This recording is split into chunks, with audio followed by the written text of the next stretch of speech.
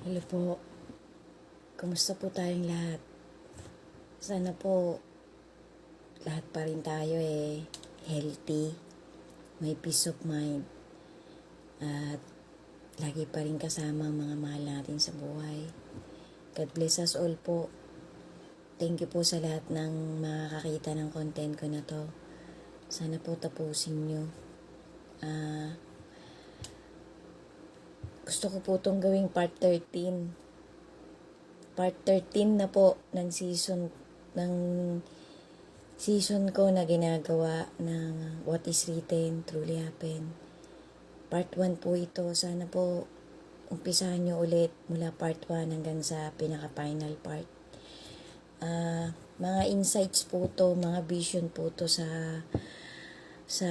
Holy Scripture na gusto ko pong i-share ulit sa ating lahat para po kapulutan natin ng mga mabubuting aral na iniwan sa atin ng ating Creator.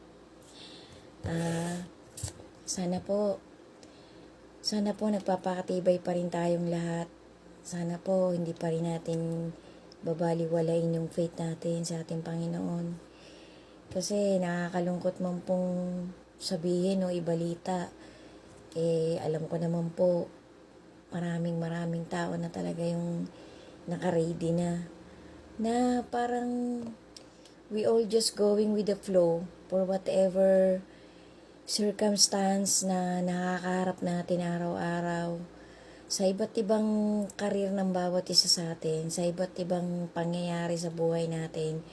Bawat araw na tayo po naglalakbay pa rin dito sa mundong ito na minsan po yung iba po sa atin wala lang, basta nabubuhay na lang, basta lumalaban pa rin, patuloy na lumalaban, patuloy na naghahanap buhay. Yung iba po sa atin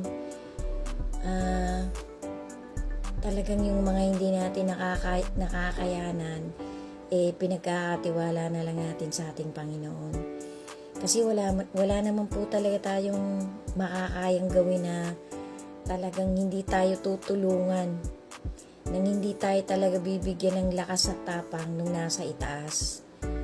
Kasi ang buhay po talaga natin, guys, napaka-fragile. Sobrang fragile po. Sundan nyo pa po, guys. Marami po akong isi-share. Sana po tapusin po nating lahat.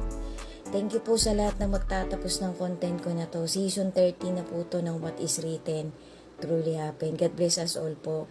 And always have faith to our Creator.